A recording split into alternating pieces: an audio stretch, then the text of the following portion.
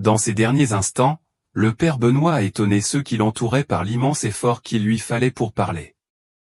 Ces mots d'adieu, prononcés avec les dernières forces de son esprit, ont laissé tout le monde stupéfait, les amenant à se demander s'il s'agissait là des signes de son départ imminent de ce monde. Le père Benoît, déjà connu comme une figure profondément vénérée, a porté les stigmates sacrés avec une profonde humilité et grâce. Sa vie, bien que pleine de souffrances incessantes, était marquée par un silence inébranlable et une force durable. Cette force intérieure qui lui permettait d'affronter chaque épreuve avec une résolution stoïque était enracinée dans sa foi inébranlable et sa dévotion totale au Seigneur. Alors que le père Benoît approchait de la fin de son voyage terrestre, un événement extraordinaire s'est produit, Jésus-Christ lui-même lui est apparu, lui adressant des paroles de réconfort et de conseil. Cette rencontre divine a eu lieu peu de temps avant son décès en 1972. À cette époque, sa santé s'était gravement détériorée, mais son esprit restait indomptable. Malgré sa fragilité, il a continué son ministère sacré, entendant les confessions et offrant des conseils, déterminé à servir les autres jusqu'à son dernier souffle. Le souhait le plus profond du père Benoît était de quitter ce monde alors qu'il était encore immergé dans son travail ou une journée remplie de prières, de ministère et de service.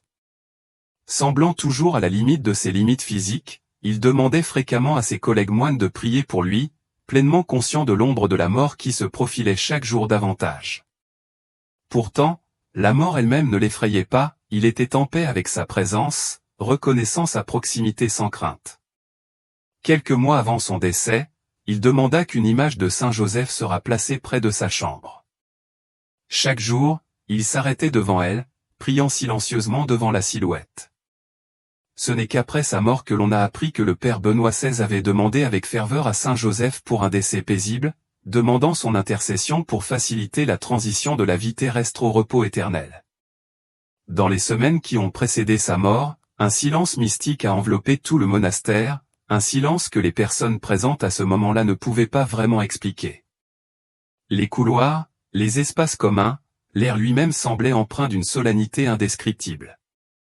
Ce n'est qu'avec le recul que les moines ont réalisé que cette présence silencieuse, presque sacrée, préfigurait le départ imminent du père Benoît.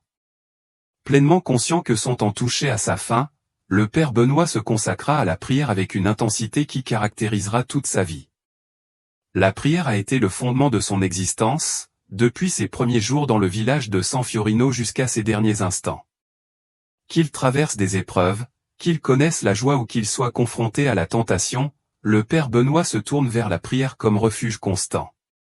Même si la maladie consumait son corps, sa foi demeurait inébranlable. Pour lui, la vie terrestre n'était rien d'autre qu'un exil temporaire, et il aspirait au moment où il serait réuni avec Dieu au ciel.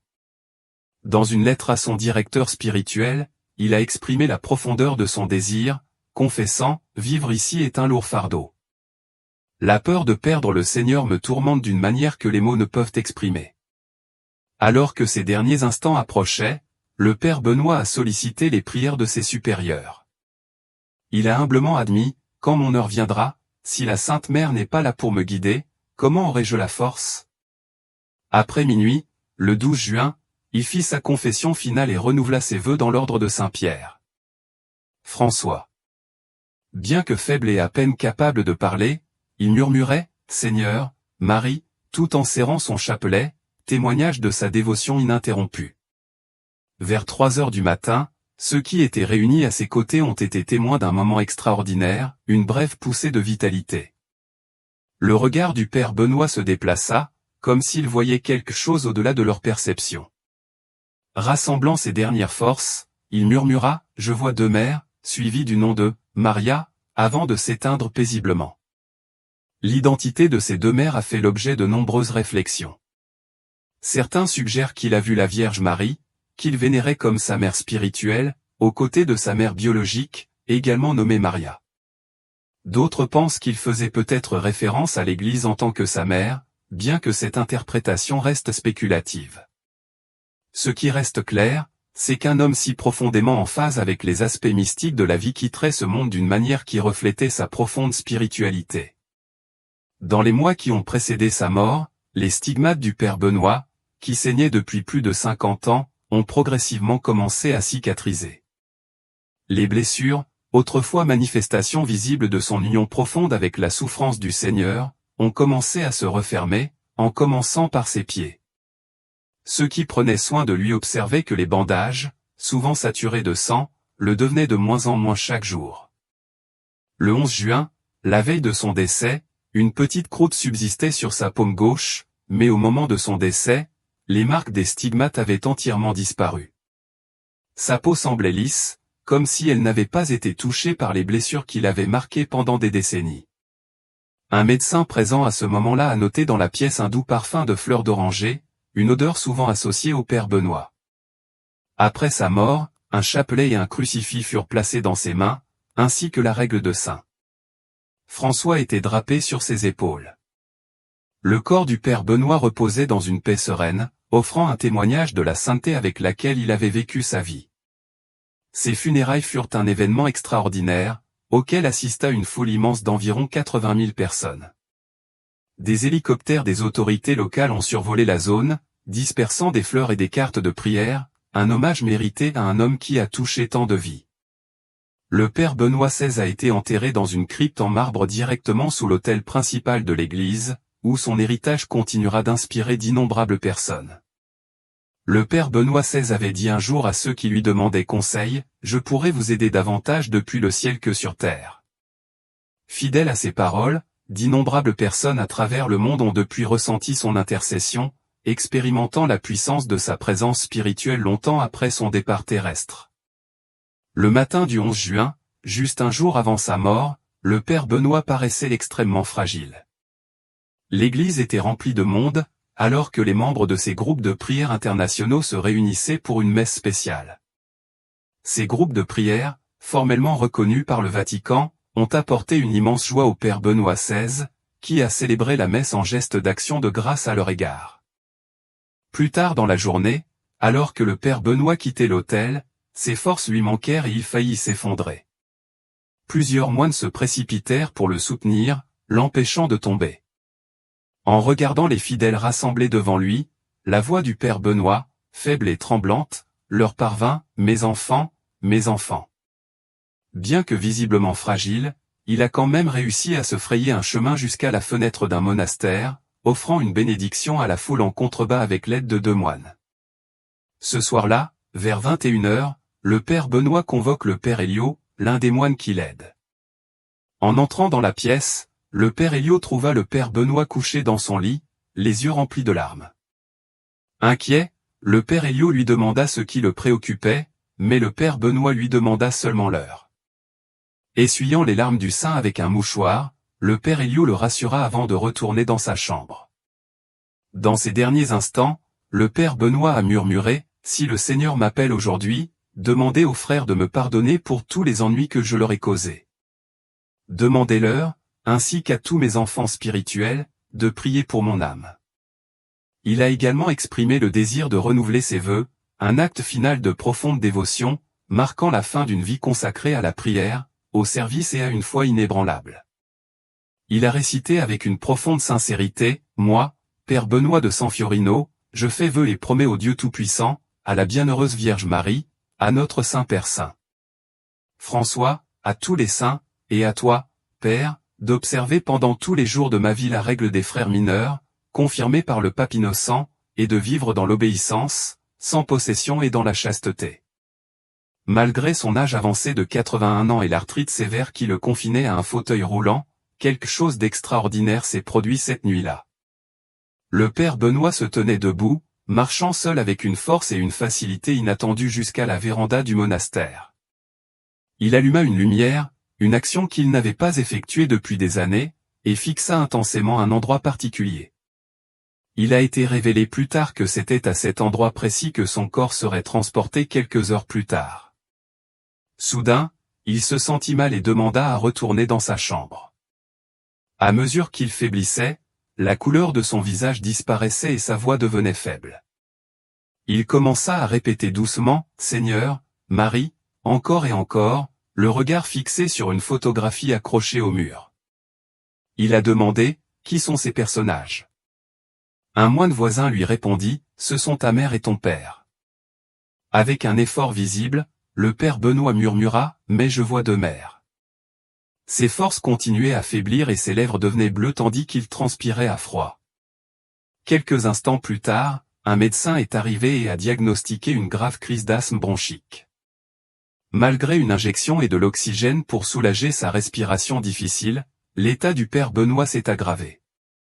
Les moines s'agenouillèrent à ses côtés et prièrent avec ferveur. Ensemble, ils ont récité le Notre Père et le Je vous salue Marie en répétant « Seigneur, Marie et Joseph, je vous donne mon cœur et mon âme. Seigneur, Marie et Joseph, assistez-moi dans ma dernière agonie. Seigneur, Marie et Joseph, que mon âme repose en paix en vous. » Les huiles saintes ont été préparées et le père Benoît a reçu les derniers sacrements des mains du père Polo. Pleinement conscient et vivement conscient des événements qui se déroulaient autour de lui, les mains et les pieds du père Benoît devenaient froids et sa respiration devenait de plus en plus difficile. Ces dernières heures ont révélé la profondeur inébranlable de sa foi. Alors que les médecins concluaient qu'il souffrait d'une crise cardiaque, l'un d'eux lui a administré une injection directement dans le cœur. Mais même dans son état de faiblesse, les lèvres du père Benoît continuaient à former les mots « Seigneur, Marie », bien qu'aucun son ne s'en échappât. Son dévouement était indéniable. Alors qu'il approchait de la fin, ses lèvres bougeaient silencieusement en prière. L'un des moines s'écria doucement « Père, Père ». Rassemblant ses dernières forces, le père Benoît ouvrit les yeux une dernière fois et regarda ses frères avec amour. À 2h30 du matin le 13 juin 1972, avec un chapelet fermement serré dans ses mains, il inclina la tête dans un abandon paisible et quitta ce monde. Sa vie, définie par la sainteté, s'est terminée avec la même sainteté avec laquelle il avait vécu. « J'ai besoin de t'aimer de plus en plus », a-t-il prié un jour, mais mon cœur est vide d'amour. Je t'ai donné tout ce que j'avais. Si tu en veux davantage, remplis à nouveau mon cœur et je t'aimerai sans fin, sans hésitation. Le profond cheminement spirituel du père Benoît XVI fut marqué par un moment charnière le 20 septembre 1918. Alors qu'il priait devant un crucifix en bois, il ressentit soudain un engourdissement accablant et s'effondra dans un profond sommeil sur le sol. Au réveil, il se retrouva couvert de sang. En se traînant jusqu'à sa cellule, il fut horrifié de découvrir des blessures sur ses mains, ses pieds et son côté. Cela marqua le début de ses stigmates, un phénomène sacré qui devint à la fois une source de vénération et de controverse. Dès le jour de sa naissance, le père Benoît semblait destiné à porter la croix. Né dans l'après-midi du 25 mai 1887, à San Fiorino, sa mère se souvient de la sage-femme s'exclamant « L'enfant est enveloppé dans un voile blanc. C'est un signe de sainteté. » Son nom de naissance était Francesco Forgione, mais étant enfant, on l'appelait affectueusement Franci. Dès son plus jeune âge, Franci a manifesté une profonde spiritualité, se retirant souvent dans la solitude pour écouter ce qu'il décrivait comme des voix célestes lointaines ou les doux échos de cloches invisibles qui semblaient sonner pour lui seul. La vie de dévotion du père Benoît XVI n'a pas été sans défi. À un moment donné, le Vatican a restreint son ministère, le dépouillant de toutes les facultés sacerdotales, à l'exception de la célébration privée de la Sainte Messe. Interdit d'accomplir des fonctions publiques ou de recevoir des visiteurs, il accepta le décret sans amertume, en disant « Que la volonté de Dieu soit faite. La volonté de mes supérieurs est la volonté de Dieu. » Bien que ce fût une immense croix à porter, le père Benoît a enduré l'isolement avec humilité et obéissance, continuant à prier et à servir Dieu en silence. Ces restrictions ne marquèrent pas la fin de ses épreuves. Malgré sa compassion sans borne et sa sainteté indéniable, le père Benoît XVI a dû faire face à d'incessantes accusations de fraude. Certains prêtres, jaloux de sa renommée grandissante, l'ont faussement qualifié de charlatan. Leur influence a eu de graves conséquences, car le bureau du Vatican chargé des questions de foi a imposé de nouvelles limitations à son ministère. Pendant des années, il a enduré l'humiliation publique, la calomnie et la suspicion, et chacun de ses actes a été examiné à la loupe. Malgré cela, le père Benoît a supporté ces épreuves sans se plaindre. Bien qu'il ait prié pour être soulagé de la douleur physique causée par les stigmates et des malentendus qu'il causait, il n'a jamais demandé que les blessures elles-mêmes soient retirées. Pendant 50 ans, il a vécu son propre calvaire, reflétant la souffrance du Christ à travers une agonie physique et émotionnelle indescriptible. Le poids de ses souffrances n'a fait qu'amplifier son héritage spirituel. Son incroyable travail pastoral, associé à l'humilité avec laquelle il a affronté ses épreuves, a inspiré d'innombrables personnes à travers le monde. De nombreux livres ont depuis été écrits documentant les persécutions injustes qu'il a endurées, démantelant les fausses accusations et exposant la mauvaise volonté de ses détracteurs. Face à l'adversité, la foi du Père Benoît XVI est restée inébranlable. Le 20 septembre 1968, 50e anniversaire de ses stigmates, des dizaines d'évêques et d'archevêques présents au Concile Vatican II lui rendirent visite en reconnaissance de sa vie extraordinaire. À ce moment-là, ses blessures avaient déjà commencé à s'estomper, préfigurant la paix divine qui l'attendait. Le 22 septembre, le Père Benoît XVI a pris conscience que son voyage terrestre touchait à sa fin.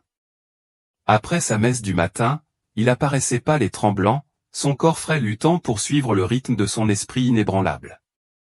Tandis que la congrégation le saluait par des acclamations chaleureuses, le Père Benoît se tenait à la fenêtre de la vieille église, levant ses mains froides et tremblantes pour bénir l'immense foule qui s'était rassemblée. Malgré son état de faiblesse, son geste exprimait un profond sentiment de grâce. Les fidèles, émus par sa présence, ont agité leurs mains et leurs mouchoirs en guise de réponse. Leur joie se mêlait à une révérence ineffable pour l'homme qu'ils considéraient comme leur père spirituel. Cet après-midi, après avoir donné ses dernières bénédictions à ceux qui avaient assisté à la messe, le Père Benoît s'est retiré dans la solitude tranquille de son appartement. C'est ici que, pour la dernière fois, la fenêtre de sa cellule fut fermée, mettant fin de manière poignante à la vie réussie d'un homme qui avait inspiré d'innombrables âmes. À 2 heures du matin le 23 septembre, il reçoit le sacrement de l'onction des malades, tenant son chapelet dans ses mains avec les noms de Jésus et de Marie murmurés sur ses lèvres. Son âme est montée au ciel. Il avait 81 ans. La réaction à son décès a été extraordinaire. Une vaste multitude s'est rassemblée pour rendre hommage à sa dépouille mortelle. Les chroniques du monastère rapportent que ce qui s'est passé n'était pas seulement un enterrement, mais un triomphe, une célébration de la vie et de l'héritage du Père Benoît. Ainsi commença sa vie éternelle comme l'un des saints les plus vénérés des temps modernes, chéri non seulement en Italie mais dans le monde entier. Le chemin vers sa canonisation n'a cependant pas été sans défi. En 1973, les efforts visant à reconnaître officiellement le Père Benoît comme saint ont commencé. Cependant, pendant près d'une décennie, les progrès ont été bloqués en raison d'accusations persistantes portées contre lui par le Saint-Office. C'est le pape Jean-Paul II qui est finalement intervenu pour lever les obstacles. Ayant rencontré le Père Benoît XVI en 1947, le pape l'admirait et le soutenait depuis longtemps. Le 2 mai 1999, le pape Jean-Paul II a béatifié le Père Benoît XVI, lui accordant le titre de bienheureux. Cette étape importante témoignait de sa sainteté et marquait le début d'une reconnaissance mondiale de son importance spirituelle.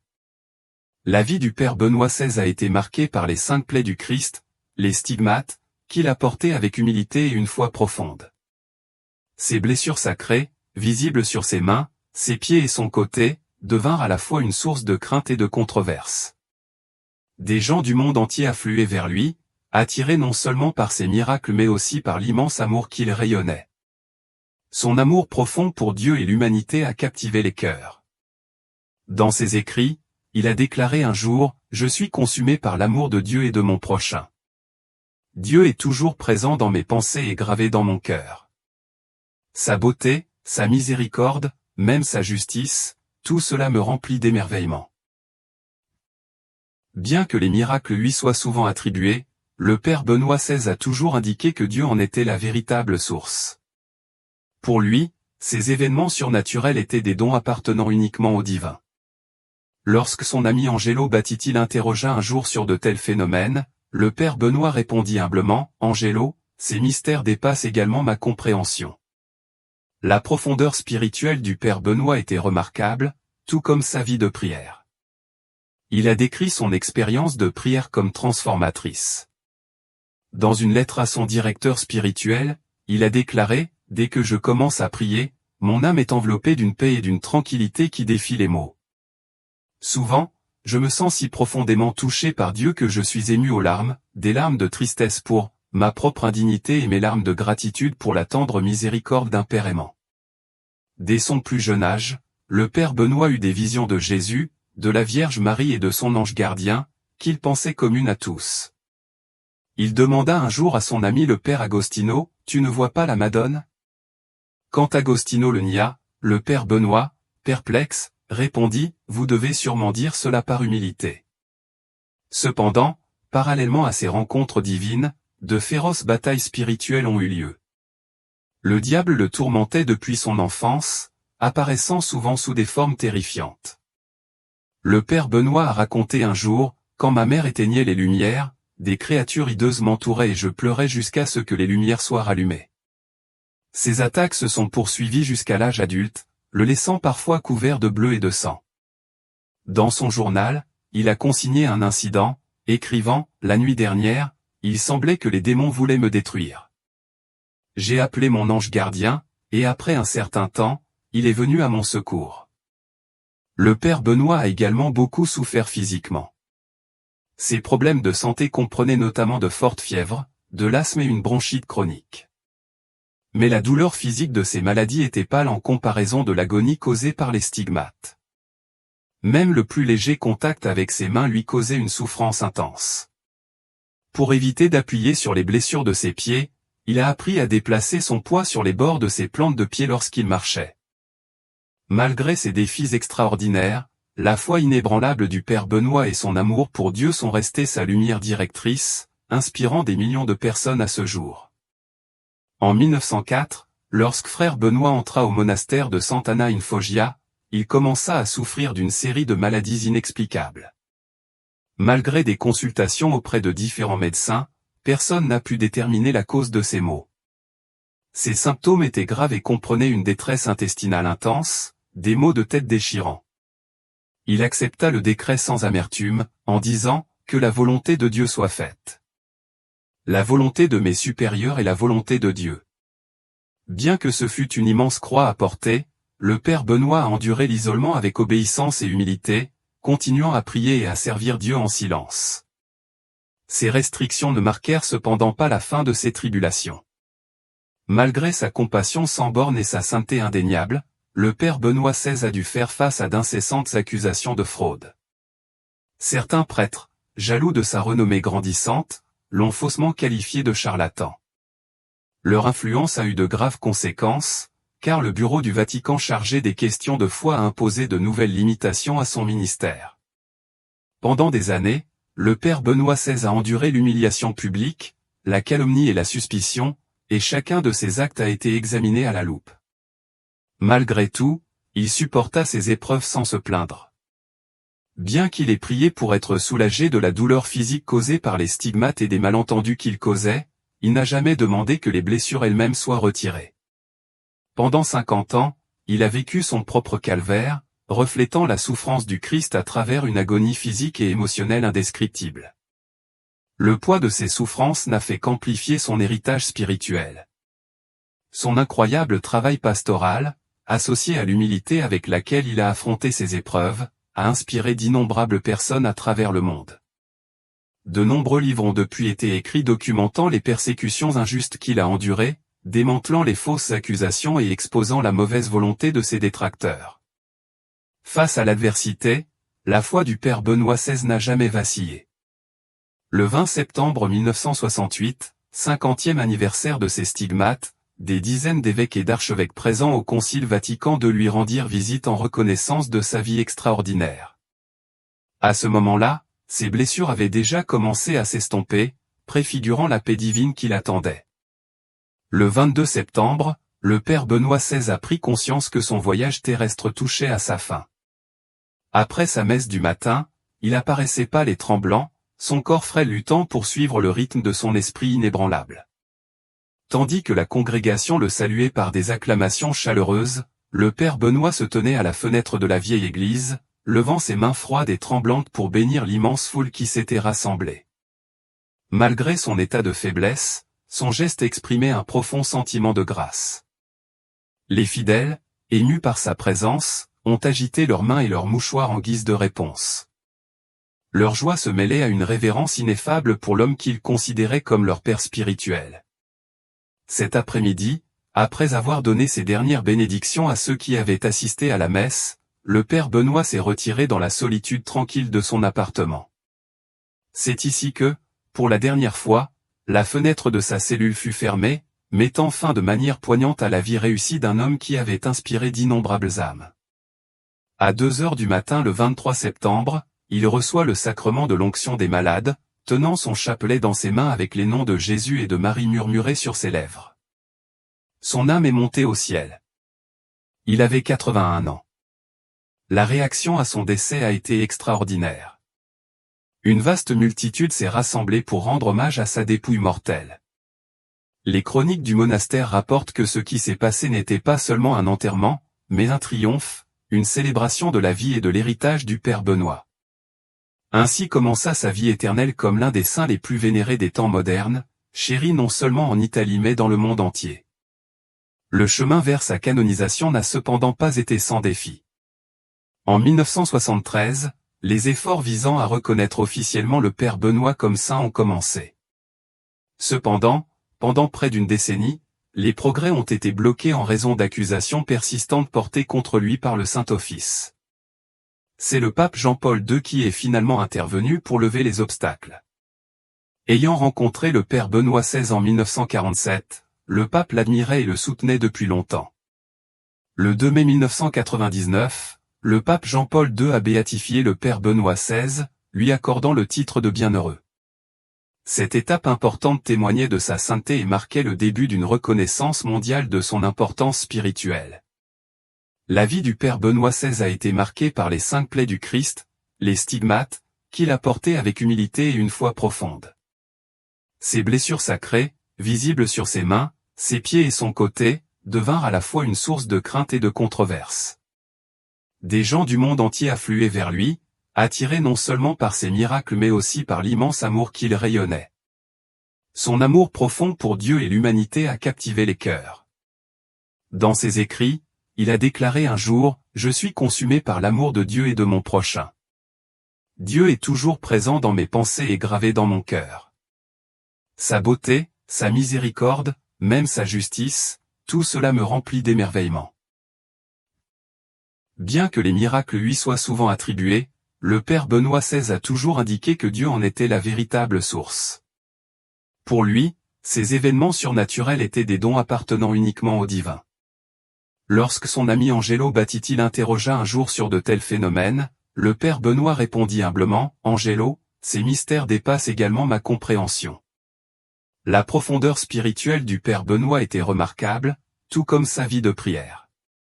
Il a décrit son expérience de prière comme transformatrice. Dans une lettre à son directeur spirituel, il a déclaré « Dès que je commence à prier, mon âme est enveloppée d'une paix et d'une tranquillité qui défient les mots. Souvent, je me sens si profondément touché par Dieu que je suis ému aux larmes, des larmes de tristesse pour ma propre indignité et mes larmes de gratitude pour la tendre miséricorde d'un Père aimant. » Dès son plus jeune âge, le père Benoît eut des visions de Jésus, de la Vierge Marie et de son ange gardien, qu'il pensait communes à tous. Il demanda un jour à son ami le père Agostino, « Tu ne vois pas la Madone ?» Quand Agostino le nia, le père Benoît, perplexe, répondit, « Vous devez sûrement dire cela par humilité. » Cependant, parallèlement à ces rencontres divines, de féroces batailles spirituelles ont eu lieu. Le diable le tourmentait depuis son enfance, apparaissant souvent sous des formes terrifiantes.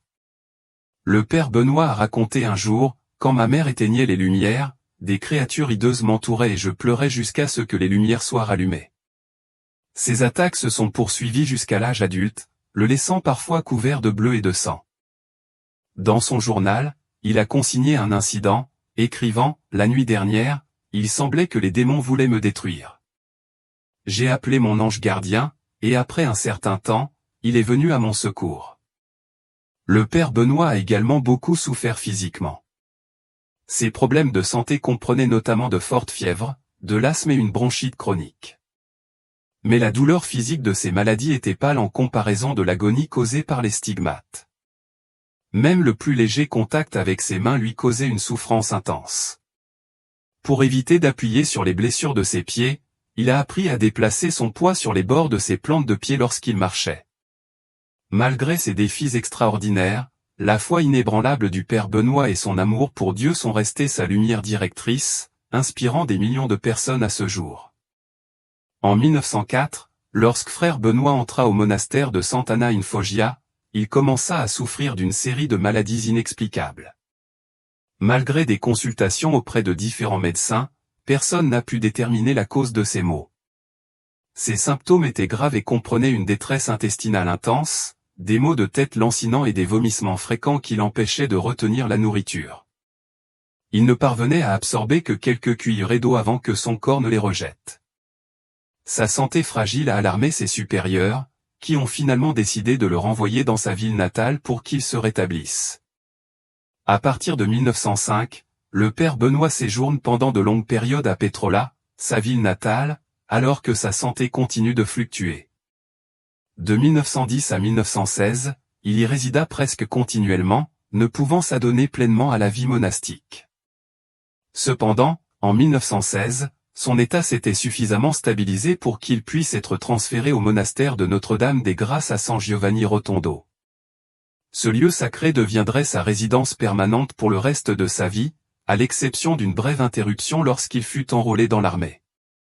Les souffrances physiques du Père Benoît furent aggravées par des épreuves spirituelles, alors qu'il endurait les assauts incessants du diable. L'Église, dans ses enseignements, a toujours affirmé la réalité de Satan et de son influence malveillante. Cette vérité a été réaffirmée par Notre-Dame de Fatima lorsqu'elle a révélé les horreurs de l'enfer aux 3 jeunes bergers, soulignant les conséquences éternelles de la séparation d'avec Dieu. Parfois, Dieu a permis au diable une plus grande liberté pour tester sa fidélité, et le Père Benoît ne faisait pas exception. En plus de la douleur physique causée par ces mystérieuses maladies et les stigmates, le Père Benoît a également dû faire face à de profonds défis spirituels. Il a subi des persécutions non seulement de sources extérieures, mais aussi de l'intérieur même de l'Église. Le sensationnalisme entourant ces stigmates a conduit à une suspension temporaire de son ministère public. L'Église, soucieuse de l'authenticité de ses expériences, lui a imposé des restrictions et une épreuve douloureuse pour quelqu'un qui se consacre autant au service des autres. Pourtant, il a supporté ces humiliations avec une patience et une obéissance remarquables, confiant pleinement dans la volonté de Dieu. Dans le même temps, le Père Benoît a dû endurer des batailles spirituelles pénibles contre le diable. Il décrit souvent ces rencontres de manière vivante dans sa correspondance avec son directeur spirituel. Au cours de ces épreuves, le Père Benoît XVI a commencé à guider d'autres saints à travers des lettres, dont beaucoup sont aujourd'hui considérés comme des chefs-d'œuvre spirituels. Ses écrits révèlent la profondeur de sa vie intérieure et la sagesse qu'il a acquise au fil de ses luttes.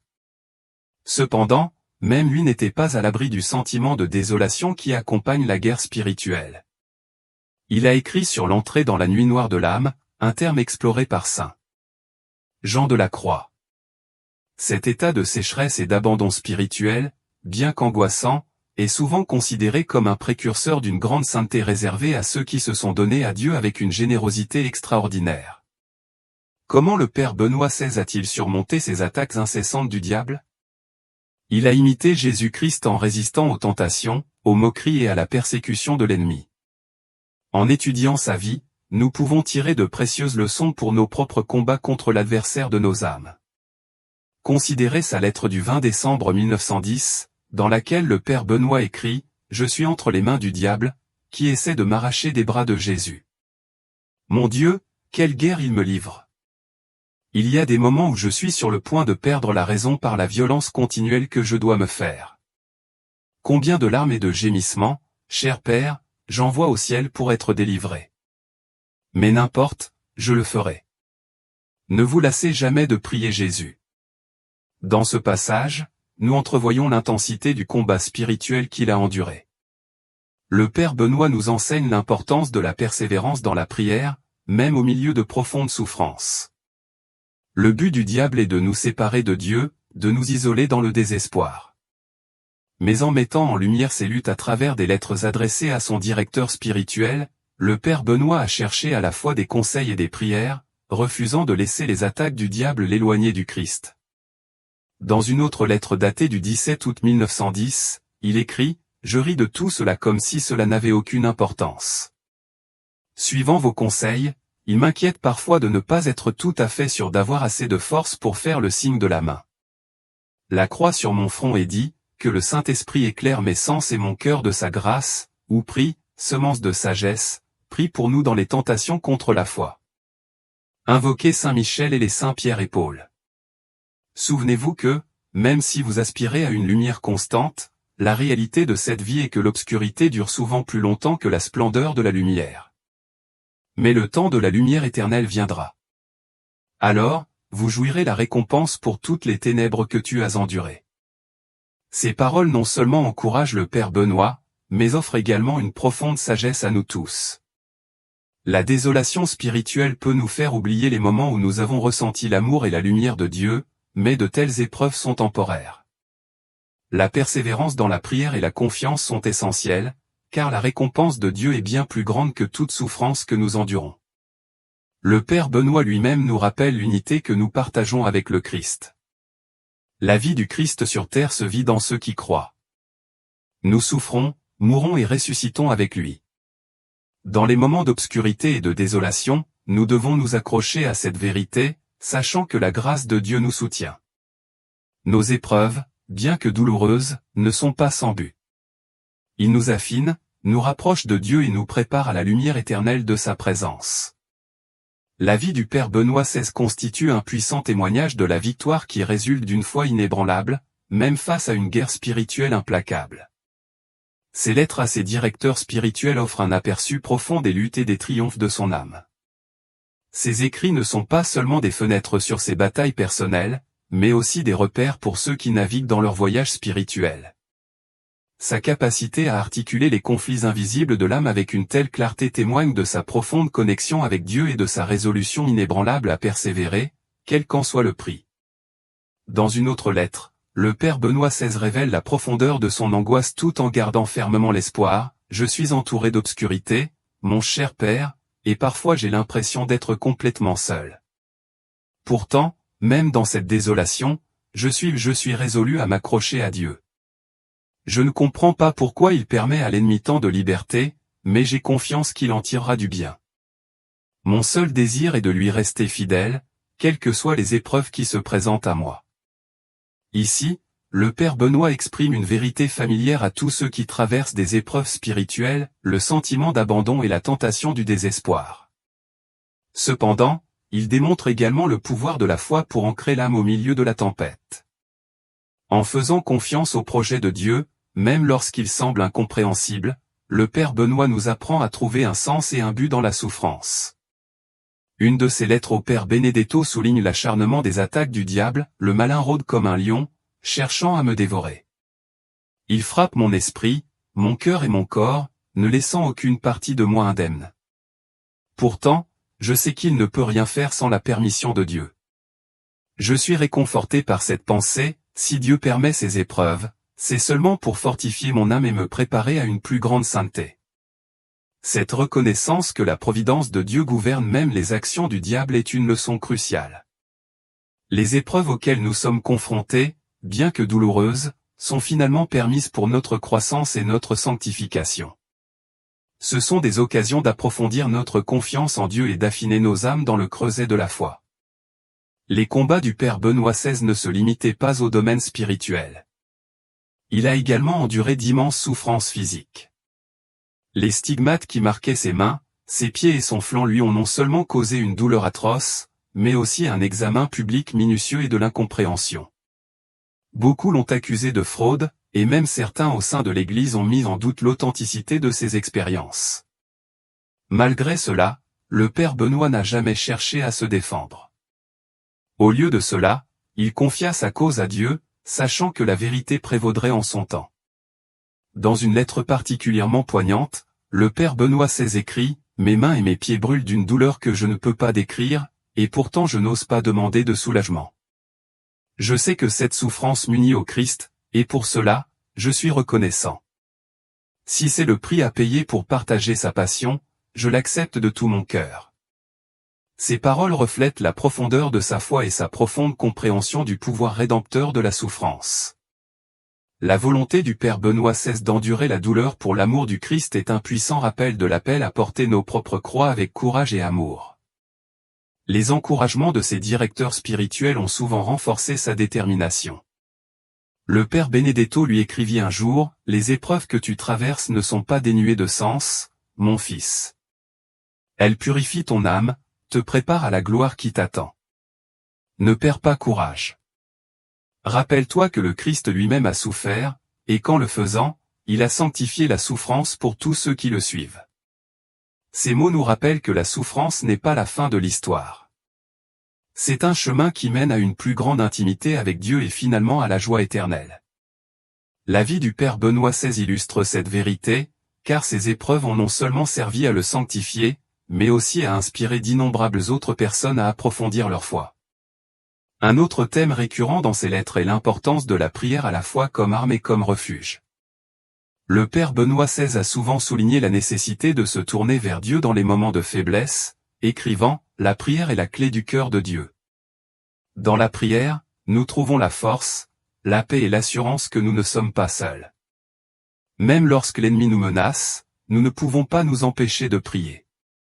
Nous entoure, la prière élève nos âmes au ciel, où aucun mal ne peut nous toucher. » Pour le Père Benoît, la prière n'était pas seulement un rituel, mais une bouée de sauvetage. C'est par la prière qu'il a trouvé la grâce de supporter ses épreuves et le courage de poursuivre sa mission. Il recommandait souvent des prières spécifiques, comme l'invocation de l'intercession de Saint Michel Archange ou la Vierge Marie, qu'il appelait affectueusement le siège de la sagesse. Il croyait que ces prières étaient de puissantes aides pour combattre les forces des ténèbres pendant les périodes de désolation spirituelle intense. Le Père Benoît XVI a encouragé à faire des actes simples de confiance, comme tracer le signe de croix sur son front ou répéter doucement le nom de Jésus. Ces actes, bien que petits, ont le pouvoir de dissiper la peur et de renouveler la connexion de l'âme avec Dieu. Enfin, les lettres du Père Benoît XVI reflètent son attention inébranlable sur l'éternité.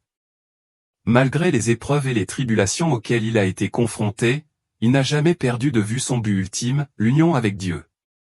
Comme il l'a écrit dans l'une de ses dernières lettres, « Les ténèbres de cette vie ne sont qu'une ombre, bientôt dissipée par la lumière éternelle du ciel. Là, nous verrons Dieu face à face, et toutes nos souffrances seront oubliées dans la vie. » La joie de sa présence. La vie et les écrits du Père Benoît nous rappellent que quelle que soit l'intensité de nos luttes, la grâce de Dieu est suffisante. Son histoire témoigne de la puissance de la foi, de la persévérance et de l'amour pour triompher même des défis les plus redoutables. Les lettres du Père Benoît XVI fournissent non seulement un récit vivant de ses propres luttes, mais aussi une feuille de route pour naviguer dans les batailles spirituelles que chaque âme rencontre. À travers ces paroles, nous entrevoyons la profondeur de sa vie intérieure et la profonde sagesse qu'il a acquise au cours de ses épreuves. Ces lettres reviennent souvent sur le thème de la confiance en la providence de Dieu, même lorsque tout semble perdu. Dans une lettre de 1919, il écrit « Mon âme se sent comme écrasée sous le poids de cette épreuve, et pourtant je sais que la main de Dieu me soutient. Bien que je ne puisse pas le voir, j'ai confiance qu'il est proche, me guidant. Je suis là pour me guider à travers les ténèbres. » Quelle joie cela apporte à mon cœur de savoir que chaque souffrance endurée pour lui est un pas de plus vers lui. Ce passage résume l'essence de l'approche du Père Benoît face à la souffrance. Il ne voyait pas cela comme une punition, mais comme un moyen de se rapprocher de Dieu. Pour lui, chaque épreuve était une occasion de grandir en sainteté et de participer à la souffrance rédemptrice du Christ. Il a encouragé les autres à adopter la même perspective, leur rappelant que l'amour de Dieu est constant, même au milieu des difficultés. Le Père Benoît parlait souvent de l'importance de la persévérance dans la prière, surtout en période de sécheresse spirituelle ou de désolation. Dans une de ses lettres, il partageait un conseil pratique, quand la prière semble difficile, quand votre âme est fatiguée et votre esprit distrait, n'abandonnez pas. Même un seul mot adressé à Dieu. Avec l'amour, vous pouvez atteindre son cœur. Dites simplement, Jésus, aide-moi, et il vous entendra. Ayez confiance que même vos plus petits efforts sont précieux à ses yeux. Ce conseil est une source de réconfort pour quiconque a du mal à maintenir une vie de prière cohérente. Le Père Benoît XVI a compris que la prière n'est pas toujours accompagnée de sentiments de paix ou de consolation, mais il a souligné que sa valeur réside dans l'acte de se tourner vers Dieu, indépendamment de ce que nous ressentons. Son directeur spirituel, le Père Benedetto, a également joué un rôle crucial en l'aidant à surmonter ces défis. Dans une lettre, le Père Benedetto écrit « Mon cher fils, ne te laisse pas décourager par les épreuves auxquelles tu fais face. L'obscurité qui t'entoure n'est pas un signe de l'absence de Dieu, mais de son œuvre dans ton âme. Il te rapproche de lui, vous purifiant comme l'or dans la fournaise. Ayez confiance en son plan, et vous verrez les fruits de vos souffrances en temps voulu. » Ces paroles d'encouragement font écho aux enseignements de nombreux saints qui considéraient la souffrance comme une partie nécessaire du chemin vers la sainteté. La vie du Père Benoît XVI témoigne de la véracité de cet enseignement. Malgré l'immense douleur physique, émotionnelle et spirituelle qu'il a endurée, il est resté inébranlable dans sa foi et inébranlable dans son engagement envers Dieu. Un autre aspect important du cheminement spirituel du Père Benoît XVI fut sa profonde dévotion à la Vierge Marie. Il se tournait souvent vers elle dans les moments d'épreuve, sollicitant son intercession et ses conseils. Il a écrit « La Sainte Mère est mon refuge, mon réconfort et ma force. Lorsque les tempêtes de la vie menacent de m'envahir, je me tourne vers elle, et elle me conduit en toute sécurité vers son Fils. Comme je suis reconnaissant pour ses soins maternels. » Cette dévotion n'était pas seulement une source de consolation personnelle, mais aussi un modèle pour les autres. Le Père Benoît XVI a encouragé tout le monde à développer une relation avec Marie, la décrivant comme une puissante alliée dans la lutte contre le mal et un guide aimant sur le chemin de la sainteté. Au cours de ces dernières années, la réputation du Père Benoît en tant que guide spirituel et intercesseur s'est accrue, attirant des pèlerins du monde entier. Malgré les controverses et les malentendus qui l'ont tourmenté plus tôt dans sa vie, il est devenu un symbole d'espoir et de foi pour des millions de personnes. Ces stigmates, autrefois source de scepticisme, ont été reconnus comme un signe de sa profonde union avec le Christ. Il a porté ses blessures non pas comme un signe d'honneur, mais comme un humble serviteur offrant ses souffrances pour le salut des âmes. Dans l'une de ses dernières lettres, il est réfléchi sur le mystère de l'amour de Dieu. L'amour de Dieu est un feu qui brûle en moi, consumant tout ce qui est indigne et ne laissant que l'or le plus pur. Bien que les flammes soient douloureuses, je les accueille, car ils me rapprochent de lui. Comme j'attends avec impatience le jour où je le verrai face à face et où je me reposerai dans son étreinte pour toujours. Ces mots, écrits vers la fin de sa vie, résument l'essence de la spiritualité du Père Benoît. Sa confiance inébranlable en Dieu, même face à des souffrances inimaginables, sert d'inspiration à tous ceux qui cherchent à suivre le Christ. L'héritage du Père Benoît perdure non seulement à travers ses lettres, mais aussi à travers les innombrables vies qu'il a touchées au cours de sa vie.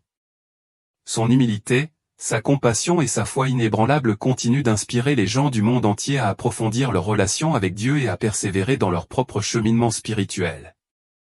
Au fil de la vie du Père Benoît XVI, les épreuves qu'il a endurées n'ont eu d'égal que la profonde sagesse spirituelle qu'il a transmise. Par ses lettres, ses actions et sa foi inébranlable, il a enseigné que la souffrance, lorsqu'elle est acceptée avec amour et confiance en Dieu, peut devenir un chemin vers la sainteté. Sa vie fut un témoignage de cette vérité, car chaque moment de douleur, chaque bataille spirituelle et chaque acte d'obéissance le rapprochait du Seigneur qu'il aimait si profondément. Dans l'une de ses dernières réflexions, il écrit « J'ai porté ma croix pendant de nombreuses années, et maintenant je sens son poids peser sur moi plus lourdement que jamais. Mais même si mon corps s'affaiblit, mon âme se réjouit, car je sais que cette souffrance me ramène à la maison. Mon seul désir est de voir le visage de Dieu et de le louer pour toujours. » L'humilité et le dévouement du Père Benoît ont laissé une marque indélébile sur ceux qui l'ont rencontré.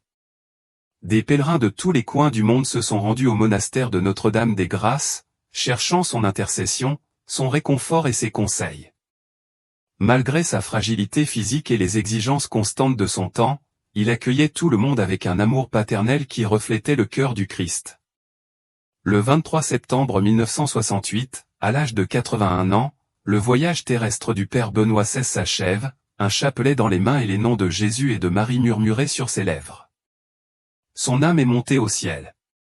Son décès ne fut pas un moment de tristesse mais de triomphe, car ceux qui avaient eu la chance de le connaître comprenaient que l'œuvre de sa vie était achevée. Les foules immenses qui se sont rassemblées pour lui rendre hommage lors de ses funérailles ont témoigné de l'impact extraordinaire qu'il a eu sur le monde. Son processus de canonisation a commencé en 1973 et, bien qu'il ait connu des retards en raison de controverses persistantes, la vérité de sa sainteté a finalement prévalu. Le 16 juin 2002, le pape Jean-Paul II a canonisé le père Benoît XVI, le déclarant saint et affirmant la sainteté que tant de personnes avaient déjà reconnue en lui. Dans son homélie, le pape a déclaré, le père Benoît XVI était un homme de prière et de souffrance, un véritable disciple du Christ, marqué par les blessures de l'amour pour les autres. Sa vie nous enseigne que la sainteté est accessible à tous ceux qui s'abandonnent entièrement à Dieu. L'héritage de saint. Le père Benoît perdure non seulement dans les innombrables miracles attribués à son intercession, mais aussi dans les leçons spirituelles qu'il a laissées derrière lui. Il a enseigné la valeur de la persévérance dans la prière, le pouvoir de faire confiance à Dieu face aux épreuves et l'importance d'offrir chaque instant de souffrance pour la gloire de Dieu et le bien des autres. Son exemple nous rappelle que, même dans nos moments les plus faibles, nous ne sommes jamais abandonnés, car la grâce de Dieu nous soutient. Le père Benoît XVI a dit un jour, « Priez, priez, espérez et ne vous inquiétez pas. L'inquiétude ne sert à rien. Dieu est miséricordieux et entendra votre prière. » Ces mots simples mais profonds résument l'essence de ses enseignements et continuent de résonner auprès de ceux qui recherchent la paix et le réconfort dans leur vie spirituelle aujourd'hui. Le monastère de Notre-Dame des Grâces à San Giovanni Rotondo reste un lieu de pèlerinage et de prière. Les visiteurs viennent voir les reliques de saint Père Benoît, offrez vos intentions et rapprochez-vous du Dieu qui l'a servi avec tant de dévotion. Sa vie, bien que marquée par la souffrance, est un phare d'espoir, montrant que même les plus grandes épreuves peuvent être transformées en actes d'amour et de foi. Alors que nous réfléchissons à la vie de saint Père Benoît, nous nous rappelons que la sainteté n'est pas réservée aux personnes extraordinaires, mais qu'elle est accessible à tous ceux qui cherchent à vivre en union avec Dieu. Son histoire est une invitation à faire confiance au plan de Dieu, à persévérer face aux défis et à permettre à son amour de nous transformer. Selon les mots du Père Benoît XVI, essayons toujours de nous conformer à la volonté de Dieu en toutes choses, et nous trouverons la paix. Ainsi se termine le voyage terrestre d'un saint qui a porté la croix avec une foi inébranlable et qui jouit désormais de la lumière éternelle du ciel. Que son exemple nous inspire à suivre ses traces, en menant une vie de prière, d'amour et de confiance en Dieu jusqu'à ce que nous aussi, nous soyons unis à lui pour toujours.